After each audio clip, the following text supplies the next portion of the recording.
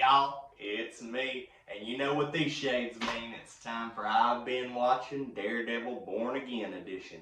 So let me get my seeing glasses on and we'll get right to it. Alright, so straight out of the gate, I'm going to let y'all know this one had a perfect score. So this one's going to be less about scoring and more about why I thought this week's episode was so great. So let's just get into talking about Season 2, Episode 5 of Daredevil Born Again.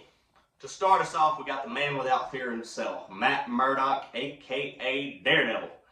Matt had an excellent arc this week because basically his job was to save Bullseye from getting his ass shot. And in turn getting Daredevil shot because now Fisk thinks they're working together. But we got more flashbacks this episode than anything and got to see some things about Matt and Foggy that we didn't necessarily see before. So that was an interesting piece. But yeah, Matt really had a great conflicting arc this episode. You know, the enemy of my enemy is something they've been working around since last season when Matt took a bullet for Kingpin, well, for Vanessa really, but went from Bullseye in the first place. So yeah, Matt, he's really going through it in this one, and I think that Charlie he depicted it so well. The stuff of him and Foggy together was great. It just absolutely loved it. So yeah, Matt, Charlie, great job this week. Another interesting addition this week is we get to talk about Foggy. Because of some flashbacks, we get to see Foggy and get to see him sort of influence Matt in a way, because it takes us all the way back to the days of Daredevil Season 1, particularly Episode 3, but we'll talk about that a little further soon. Matt and Foggy are working a case, things are tough, Foggy knows the client, you know, it's just a rough situation for them, and they find their way out of it. So I think Foggy, of course, did great this time, you know, guiding Matt on his way, even though he's not still there, or he may be. That's a real up in the air question, but we're not going into the Daredevil Skrull stuff right now. That's just not today. Alright, now we switch back to the man who never misses, Bullseye. And he's got it rough this week because he took a bullet from Vanessa last week and he's bleeding out. And the only person who's even trying to save him is Daredevil. And that's conflicting for both of them because Bullseye sees it as scales are balanced, let him die. And Matt is trying to make up for basically trying to kill Bullseye all the way back in Daredevil Born Again Season 1, Episode 1 for killing Foggy. So yeah, that was an interesting dynamic, and there's this one scene I really enjoyed that I think Matt and Wilson did really well, where he says, Vanessa, Foggy, it doesn't matter, or something like that, and Matt grabs him and goes, don't say his name. You don't get to say his name. Tell me you understand, and don't say his name, or something like that. And it was just this really great interaction. It was only a minute, but you could feel this rage coming off of Matt, because there was just a sort of casual, to Bullseye it doesn't matter.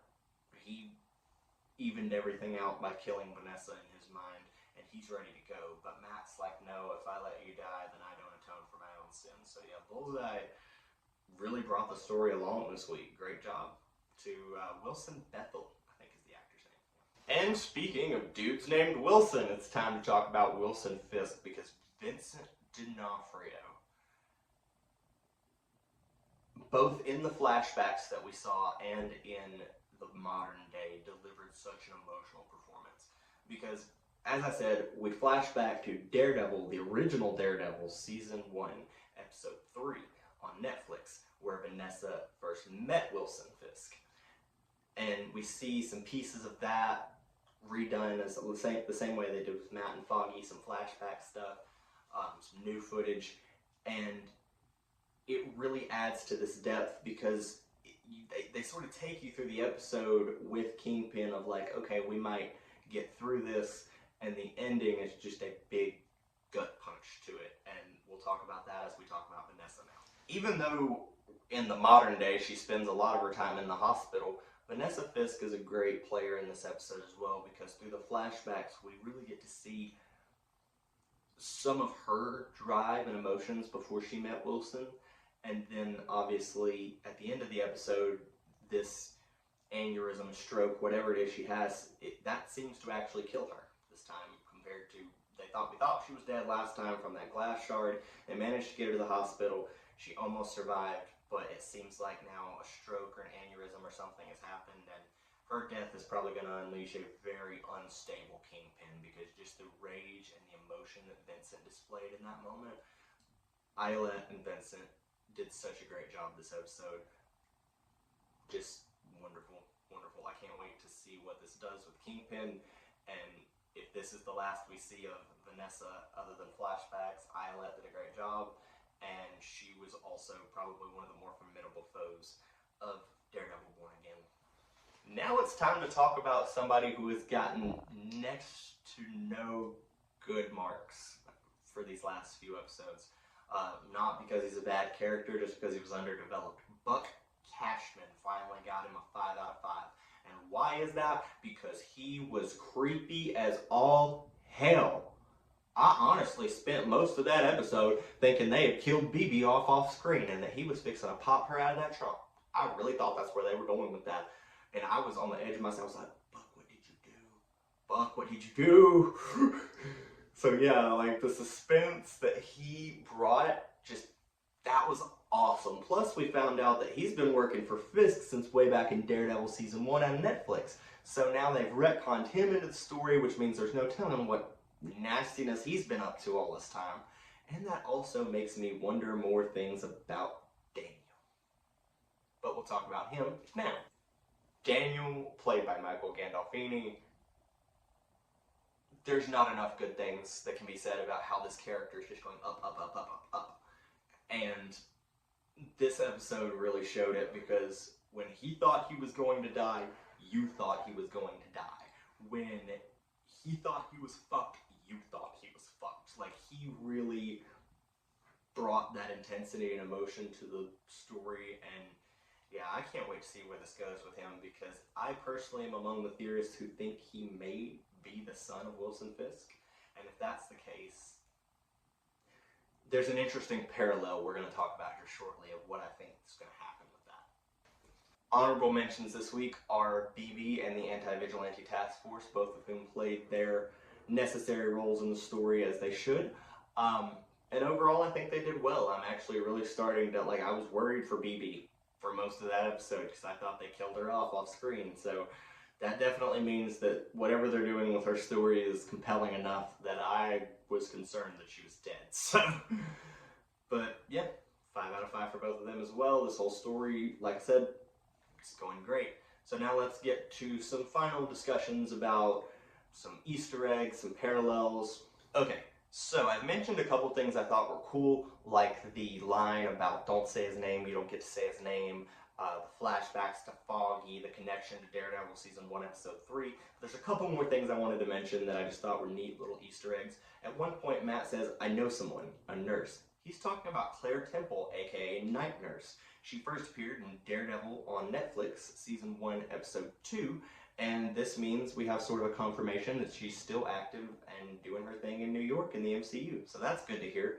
The other neat little Easter egg was when we first get into the flashbacks between Matt and Foggy, he mentioned something about hardworking avocados, which goes all the way back to the Daredevil series, where due to a speaking mistake, Foggy, I think, called them avocados at law, and it just became this running joke. So it was nice to hear the avocado reference again. I thought that was cool. Now, on a more serious note, there's some parallels that have to be discussed about this. A quick note before the parallels is just, like I mentioned, they did retcon Buck Cashman into Season 1 of Daredevil, which is cool. It means that he's been running around this whole time, and he's now probably got some trail of plot that he can follow in the past. The parallel that's really foreshadowing, potentially in a scary way, is Ben Urich and BB Urich and Wilson Fisk and Daniel. Because in Season 1, Episode 12 of Daredevil, Ben Urich got killed by Kingpin because he brought Kingpin's mother into an investigation. BB leaked information about Vanessa, and now Vanessa's dead. And Daniel's not happy at all. He's very clearly stressed. He does not want to get his own head put on the chopping block for this, which is completely understandable.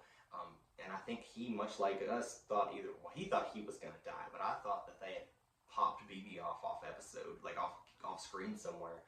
And we're going to do her dirty like that. And I was like, I mean, that was just wrong.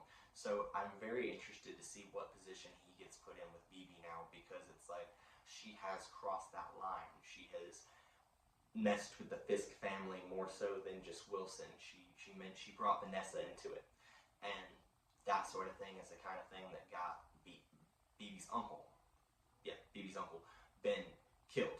So I guess we'll see where that goes. There was also the storyline that we've been sort of dealing with since the very onset of Daredevil Born Again, which is the death of Foggy Nelson at the hands of Bullseye and what that means for Matt and for Bullseye. Matt tried to kill Bullseye as a result of that, and Bullseye survived. But now he's sort of living with this, I crossed my line, I went too far. And he spends the whole episode trying to save Bullseye. There's even a moment where he basically says, I can't save us both, and walks away from him, and then still comes back and saves him, and brings him to the hideout with Karen Page, who looks like she is about to rock both of their shit when she sees Bullseye, and I don't blame her. So yeah, I guess we'll see where it goes, guys, but Daredevil Born Again is getting really, really exciting. I can't wait to see where it goes, and I really can't wait for Punisher One Last Kill next month. Alright, that's all for this I've Been Watching. Bye, y'all.